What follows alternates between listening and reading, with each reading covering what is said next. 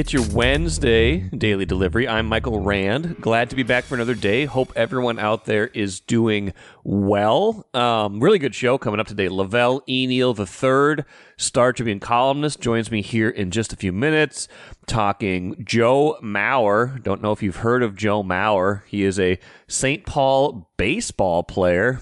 Kidding, of course. Of course, you've heard of Joe Mauer. He is going into the Hall of Fame in just a few days.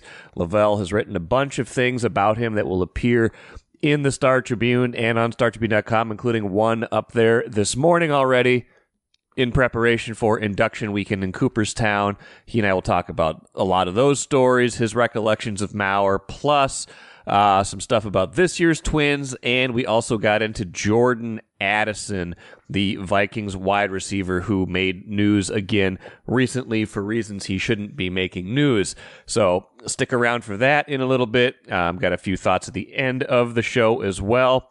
First, though, what did I miss?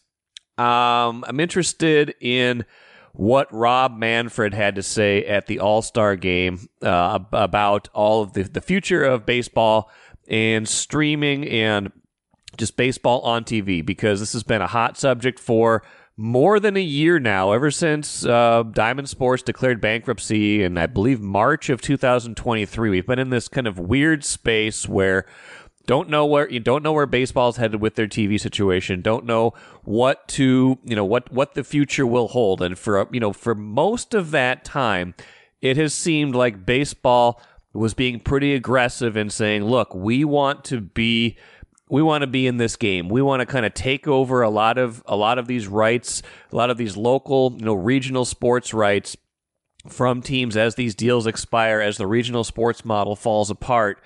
We want to be there for you. We want to create this national model." And they were being pretty aggressive. What I heard from him instead on Tuesday, Bobby Nightingale Jr. from the Star Tribune captured it beautifully. Really good story in today's Star Tribune and on StarTribune.com. What I heard today was different. He said a lot of the quiet parts as loud as I've heard him say them, as directly as I've heard him say them, at least from my recollection. But the message came across to me in a way that was kind of throwing up his hands a little bit, like, I don't quite know how to solve this problem. And I didn't really like where we wound up with it, because it felt like it kind of kicked the can further down the road than I want to see the can kicked. Basically, talking about 2028 when the new TV contract, the national TV contract is ready, and maybe that's a time when they could have a national streaming deal ready.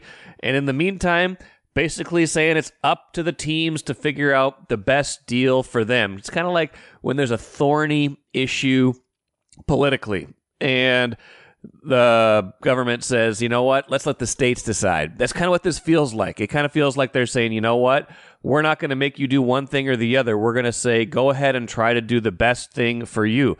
The problem with that is baseball is making a disingenuous offer, in my mind. So here's some of Rob Manfred's quotes from Bobby Nightingale Jr. He said, "We have said to clubs, we're available to you as an alternative. If in fact your rights are up, you find an RSN, Regional Sports Network deal, whether it's with Bally's or someone else, or for that matter, an over-the-air deal that you like, they are your local rights. God bless you.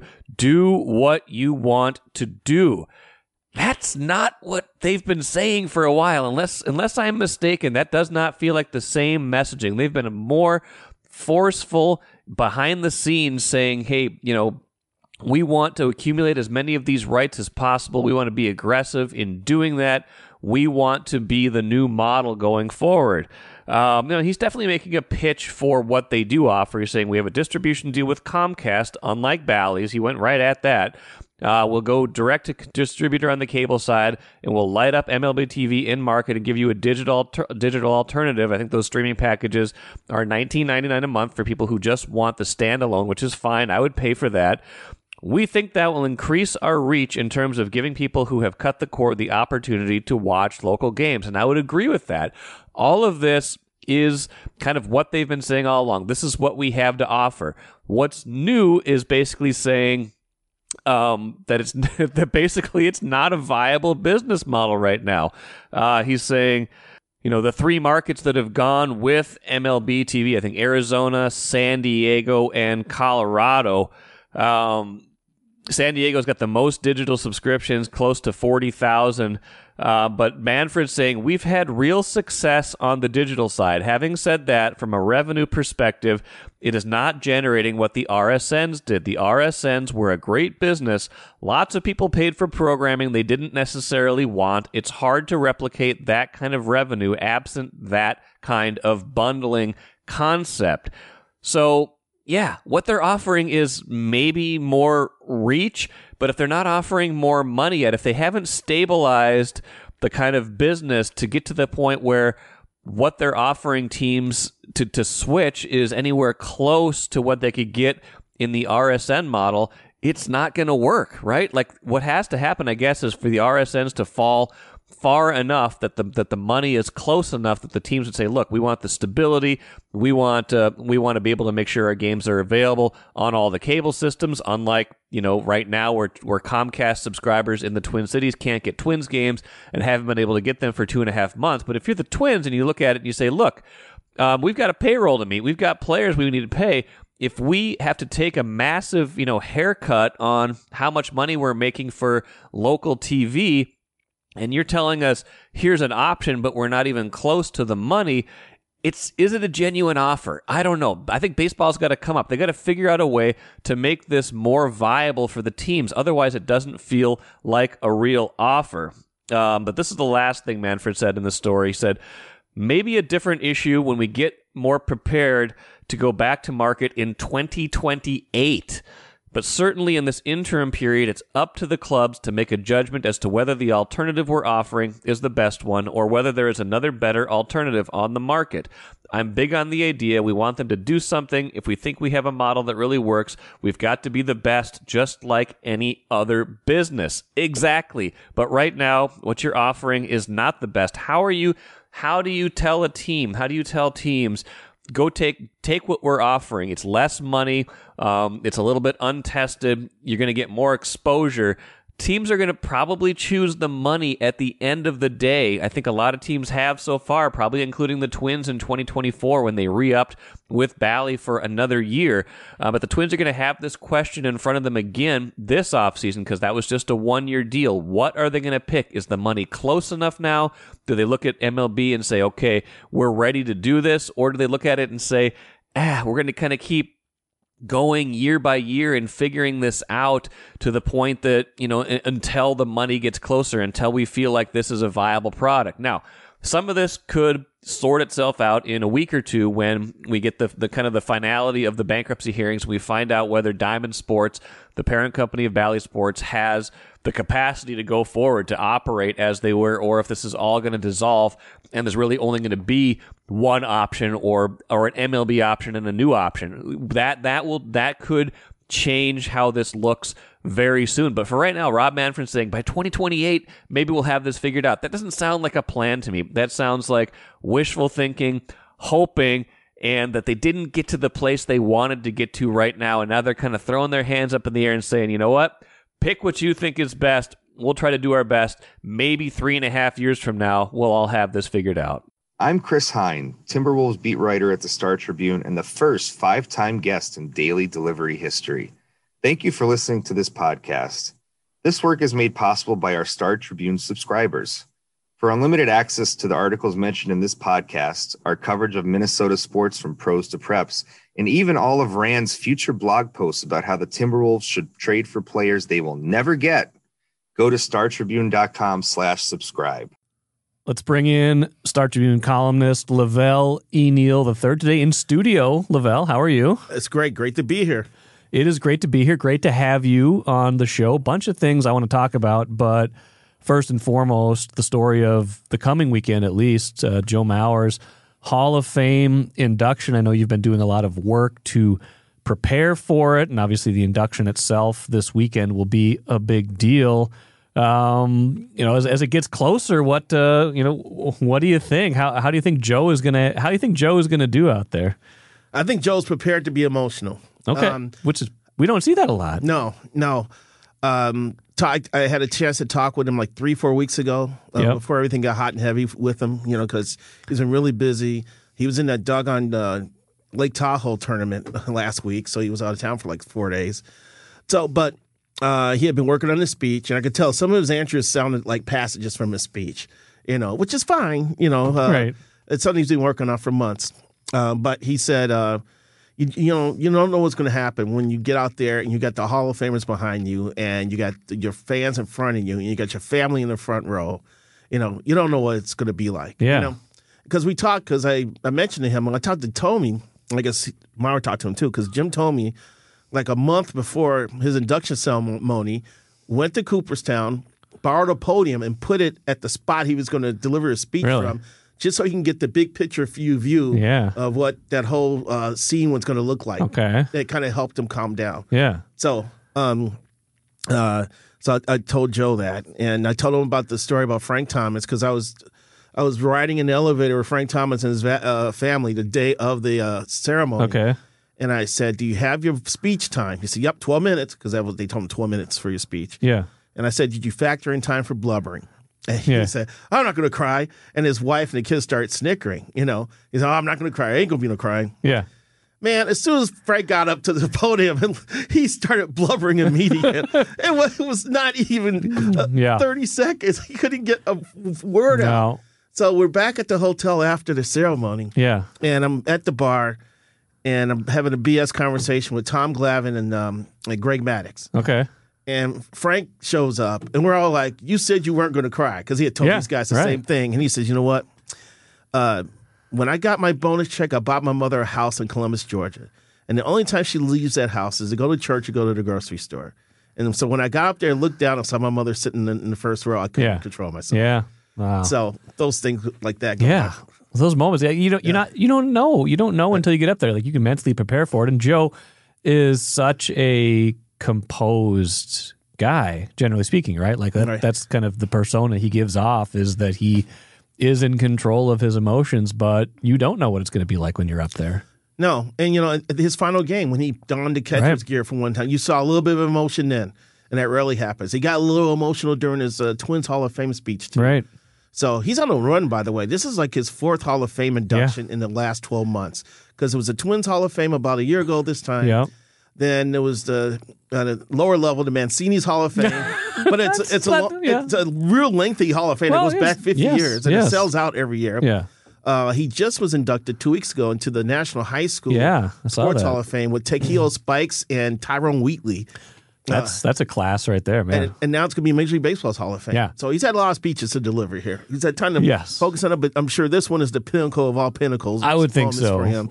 And so it's going to be interesting to see how he handles it. But it's going to be so many people. Yeah. I think he told me he's rented out 3 houses for friends and family. That's great.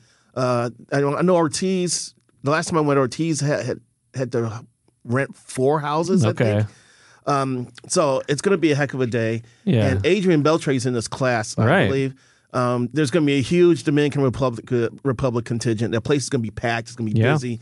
And the way the Dominicans tore up Cooperstown, I'm not saying they actually physically tore it up, but in terms of having a good time and partying, they took over Cooperstown. Okay. When Big O got in. I can't wait to see what happens with Beltre. Well, Beltre was a great player, obviously, too, Hall of Famer. But, Mauer, it was, I think a lot of the talk, obviously 6 months to a year ago, is he going to get in the first try? Like, is he a first ballot Hall of Famer? And then once you get in, like once the voting happens, I feel like there's this kind of period where it's like, hurry up, we're ready for the ceremony now. It's been a little bit for me, obviously not for you because you've been writing stories and preparing for this, but like for me, it's been a little bit like out of sight, out of mind until now. It's all of a sudden here. I know. That's what the Hall of Fame is like, though. I mean, it was a lot of joy and happiness in this town a couple years ago when Tony Oliva finally got voted and when Jim Cott, and so then there was that dead moment. All of a sudden, July comes, like, wait a minute, the ceremony's this month. Happening. Yeah. It's happening. You gotta think about it again. Yeah. So I feel like it's the same thing for Joe. And plus, January, you're in the middle of NBA season, in the middle of hockey season. The Wolves made a run to the Final Four. The Lynx started playing. There was Olympic qualifying. We had a lot of stuff going on in this town between January and July that kind of, it's, I don't want to say it's divergent, but it takes your attention away. Now we're kind of in the middle of what they used to call the sports abyss. There's no sports abyss. I'm not There's sure no true anymore because now you got anymore. WNBA, you got soccer. Right. You just completed the summer of soccer with the European Championships and the Copa America. Yes. So there's stuff to watch and pay attention. Yes. But now we're like, okay, wow, we got Hall of Fame. Here it comes. Let's get ready. And it's going to be a great weekend. I know a lot of Twins fans are going out. The Save the Met gang, they've been around since the 80s, hating indoor baseball and purveyors of outdoor baseball. They actually are putting together a T-shirt with bobbleheads of Maurer, Winfield, Molitor, and Morris. Nice. And they're calling it Mount St. Paul, as in Mount Rushmore. Well, so these are like the four. Yeah, it's the four. Yeah. Couple more things on Maurer before we move on to a couple other things. But I admit, I underestimated his national profile before the voting happened. I wasn't sure, A, that he was a first ballot Hall of Famer, or B, like that he would have the numbers or the profile to carry even into the Hall of Fame, just because the last 5 years of his career at first base, the injuries taking their toll. Mm-hmm. I kind of like it's almost like you forget how dominant he was and how much that could carry the day. The 3 batting titles, the MVP, just redefining the position. What was your take before any of the voting happened? Did you think this was how it would play out for him? No. I thought it was going to be a couple years before he got in. Okay. Talking with beat writers across the country and some of the national guys I know, they all said, we're willing to focus on the 10 years as a catcher and overlook the 5 as a first baseman. So I knew that sentiment was out there. I did not know if it was strong enough to get Joe over the threshold. So I thought it may take a couple years before he got in. I was rather surprised that he got in on the first ballot. But that speaks to a couple things. He did things that no catcher ever did. He was the first AL catcher to win a batting title. Yes. Only catcher to win 3 batting titles. Yes. Had one of the finest offensive seasons by a catcher in 2009 when he hit 365 and was the most valuable player. They missed a month of the year. Yes, he missed the first month of the season. That was crazy. Yes. Plus, he's a nice guy. Right. And nice guys get the benefit of the doubt. Right. Kirby Puckett got in. He didn't have huge career numbers, but he was great, and everybody liked him. Yes. Sandy Koufax, everybody liked him. Right. Sometimes the guys who have been surly or acerbic takes a little longer. Jack Morris. I think that helped Maurer in the long haul. Yeah. You have any favorite Maurer stories? I mean, you covered him for the entirety of his career, right? I have over 4,000 words of Joe Maurer coverage coming out in the paper starting tomorrow. Beautiful. And I wrote a story about the 2009 season. Oh, that's such a year, yeah. And I'm giving away the lead here, but it allowed me to write a Maurer story that I should have written the day it happened, and I didn't. And it was almost cathartic for me to finally get this printed. The day the Twins opened a 3-game series in Chicago against the Cubs at Wrigley Field. Okay. All right. The Twins had just came back from Oakland. Okay. I was on a trip. I did meet the team in Chicago for the Cubs series. I'm going down the runway to the dugout about an hour and a half before the game. Okay. And I'm hearing someone hacking, sneezing, just sounding horrible. I turn the corner, and it's Maurer. He's by the bat rack. He looks horrible and sounds horrible. I said, "What happened to you?" He said, "You sound horrible." He says, "I think I caught something on the West Coast." And I said, "Are you going to be able to play today?"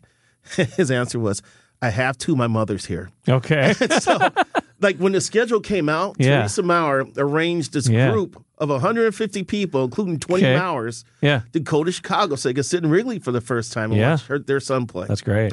So guess what happens? He plays well. First at bat home run. Oh, come on. But for a guy who didn't hit a lot of home, that year he did, but not most years, he never had more than 13 in any other year aside from that 28 he put up in 2009. Yeah, if you remember, he was hitting 400 into June, I think early July that year. So, yes, he was. He was on this ridiculous run, and people were talking about 400, and he was on the cover of Sports Illustrated, and loves his dog, cuts his grass. Remember that Sports Illustrated cover? Yes. So all of that was going on. It was a crazy year. Started with the delayed start, then the home run was first at bat, then I'm calling it the flu game. Oh, come on, the Joe Maurer flu game. Yeah. And then finishing strong, leading the Twins into the playoffs. And that was also the Phil Cuzzy year. It was the Phil Cuzzy year. And so many things happened. That was a crazy year. I mean, that was the last year of the Metrodome. It was Right. a lot happened. It was amazing how that season played out for him. Yeah. And it actually dials back to the year before because 08 ended with the Game 163 loss at Chicago. When Tommy White homer Sox. after Nick Blackburn for only run. The game. Yeah. Mauer was worn out trying to drive the team down the stretch and everything. Yeah. And he was sore, and he had a surgery to to treat a kidney disorder that dated back to his childhood. Okay. So everybody thought that was the reason for his back pain. Oh. Well, we all were wrong. He got to spring training and it was still back. And all of a sudden, we learned of something called the sacroiliac joint, which we didn't know existed. Yes. And that's what kept him out for a month, and then he just comes back and just starts crushing for 5 months. I still haven't. The only time I've heard that term or that body part mentioned was with Joe Mauer. It's like that's the second time I've heard a body part used that I didn't know existed. When I covered the Kansas City Royals, when I worked in Kansas City, Danny Tartable tore a plantaris muscle. Danny Tartable, that's a name. Let's talk about naming some guys. Danny Tartable is that's a good name. He was a good player. Apparently, there's a plantaris muscle somewhere in your calf that he tore, and I was like, plantaris muscle. He could throw, right? He had a big arm, didn't he? Yeah, he had a good arm. Lil Mercurio. Yeah, had good power. Yeah, power for sure. His dad played in the majors. I can't remember his dad's first name. I'm not gonna Tartable. Jose Tartable. That sounds right. Yeah. That could be. Yeah, his father played in the league. So, okay.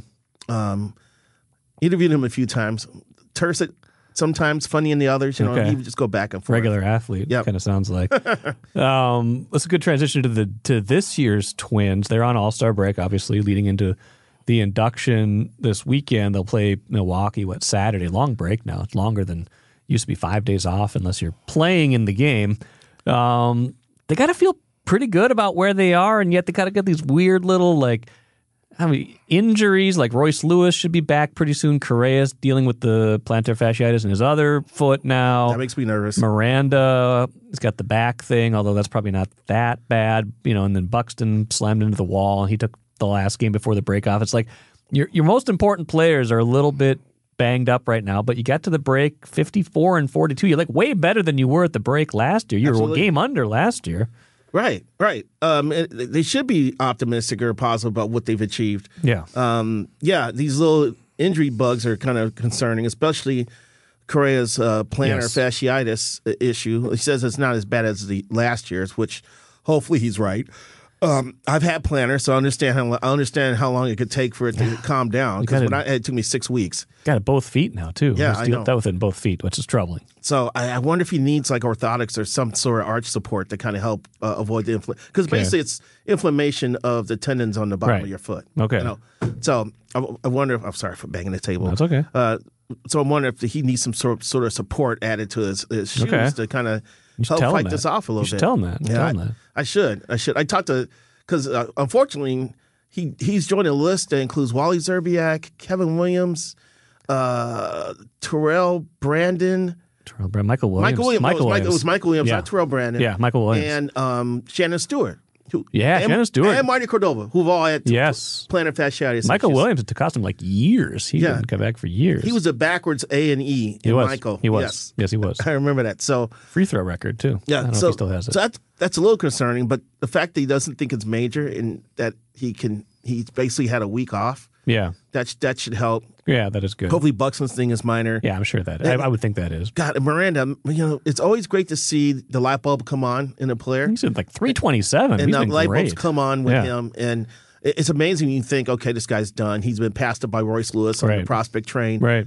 All of a sudden they make an adjustment. Yeah. I'm waiting I want to see if Wallner's made that adjustment because Wallner blew past Larnach last year, but Larnach was able to kind of nudge ahead this year. Or is there going to be a race to the finish line with these two guys? So waiting for Eddie Julian to have the light bulb go off. Yeah, he needs that. I think they envisioned Julian at first as far as the Twins infield of the near future with Lee, then Correa at short, and Royce at third. And that way Miranda could bounce between first base and DH.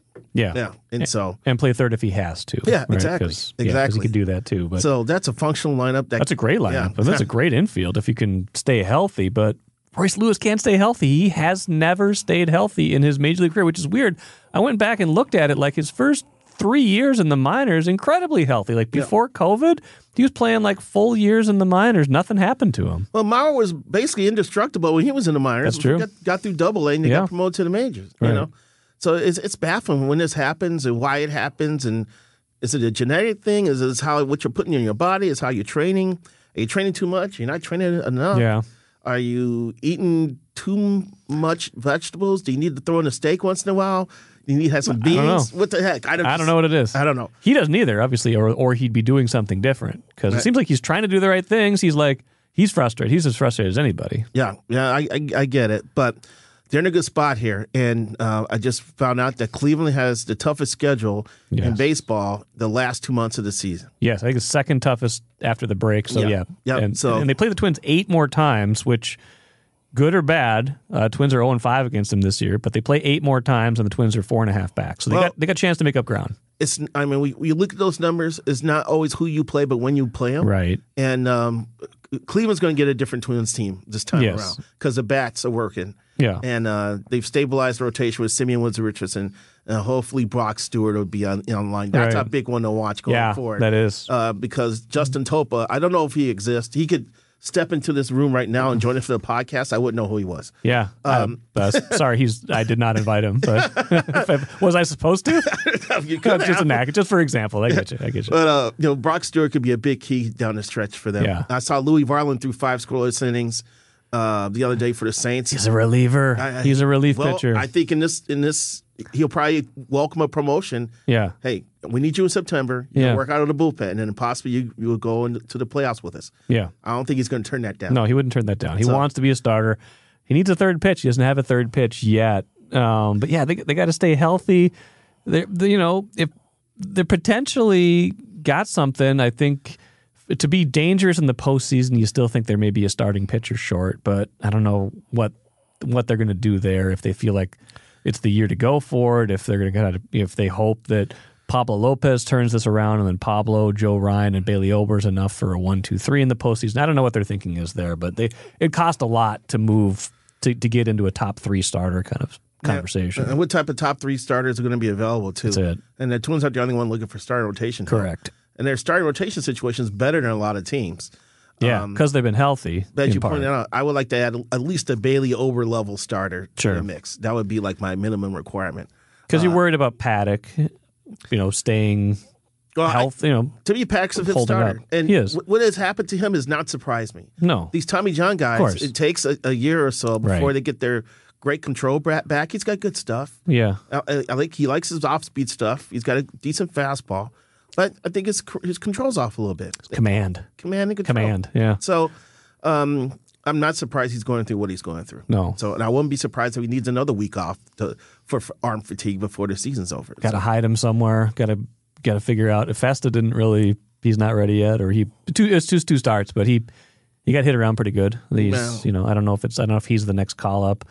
They think he has a chance to be like a number 2 starter. And I'm like, I don't know. That fastball doesn't have a lot of movement on it. Yeah. When? He's got to come up with better off-speed stuff, I think, too. Yeah. But he needs to see that. There was a benefit for him to be called up. Yeah. Because now I can see the adjustments he needs to make and what he needs to work on. That's true. It's great to have the stats and the data to throw at people. You do this to this guy. Yeah. But watching your stuff get blasted is the greatest teacher in a lot of instances. Yeah.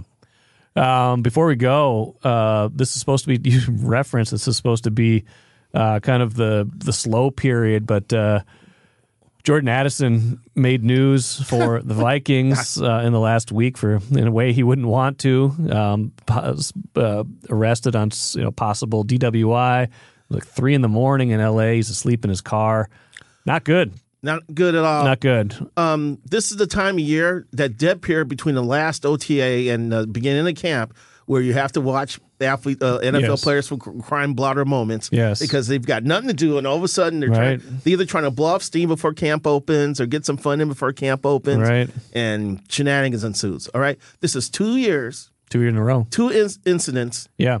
2 different fancy cars. Yes, a Lamborghini and a Rolls Royce, right? That's too many twos, as Tom Kelly would say. A lot of two, yeah. So what is this kid thinking? I don't know. I'm sorry, that falling asleep on the car thing is driving 100 and whatever he was 140 doing is unacceptable. Yeah. But falling asleep on a road, he could have fell asleep while driving Yeah. and killed someone or killed himself. Yes. You know, that is something that and the other thing too, he just had a teammate get killed in a car wreck. And every receiver in football should be remembering Henry Ruggs, who was doing like 170 and killed a woman and her dog in Vegas because he was driving way too fast. Why they don't learn They from say these things? everybody says they learn. Everybody says they believe the cautionary tales, but a lot of they feel like you're young, you got all the money, you got all the talent. Where you feel like you're invincible, you probably just do. I don't know what it's like. I don't know what it's like to have $5,000 in my pocket. You know, I've never had it once. And you could just walk into any place and do anything you want. Right. But you know, you got a phone number to call too. They give you a number to call. You can get a ride. Now, you worried that the league's tracking how many times you call the number? Hey. Deal with the aftermath of that. Yeah, that's better than stay out of trouble. That's better than what happened. Stay out of trouble. Stay out of the hospital, and avoid trying to possibly take someone's life. What do you want to see the Vikings do? Assuming everything that's in the preliminary report is accurate and they're gathering all their information, what do you want to see them do? I need to bone up on the protocol for this. Do they have to let the league administer the punishment? Could the team suspend him? I don't know. It's a good question. Is the Players Association cool with that? If a team suspend the player without due process? Right. I think there's protocol here. I think it involves the league. Yeah. So to me, he deserves a 4-game regular season suspension. Yeah. I would go 4 games at least, and counseling and alcohol treatment. Yeah. So before he can rejoin his teammates, and he's got to look his teammates in the face. And if I'm the team too, and of course I'm in the media, I would demand that you hold a press conference. You sit there for at least 45 minutes and answer questions. I didn't think the team and or league took the 140 last year seriously enough. I think that's part of what the problem is here. Well, we never saw the dog. Is the dog emergency. Does the dog really exist? I don't know. What's the dog's name? We're still dubious. Nobody had the guts to ask him about the dog once everything kind of simmered down. I don't think anybody learned about the dog, did we? No. Who was watching the dog while he was in L.A.? Was the dog with him? Was the dog in the rolls? Maybe these are the questions we need to be asking now. I don't know. I just, if that happened, I don't think that's out of line. Like, they're going to, say it's a team decision. Say the league says it's up to you. I don't know if that's true. I doubt it, but they'd have to swallow hard because they need him badly next year, especially if Hawkinson's not going to play right away. I don't think he's still got the knee injury. He's coming back from that. You're trying out a new quarterback. It's probably going to be Darnold right away. Like you're going to be struggling early no matter what. You throw it all on Justin Jefferson. That's a good guy to throw it to, but that's a lot. But I mean, the career, the damage he's doing in his career too is that this is going to be a black mark on his record. Yeah, and he should also notice that how much money Justin Jefferson signed for, and a couple of these wide receivers signed for during the offseason, and the money that's at stake if you're a good player in this league. He probably won't get it as a Viking, but if he takes off from where he went last year, he's in the conversation of being a top 10 receiver. Yeah. And that means you're getting at least $30 million a year now. Yes. Yeah, exactly. So he's threatening all of that. Yes.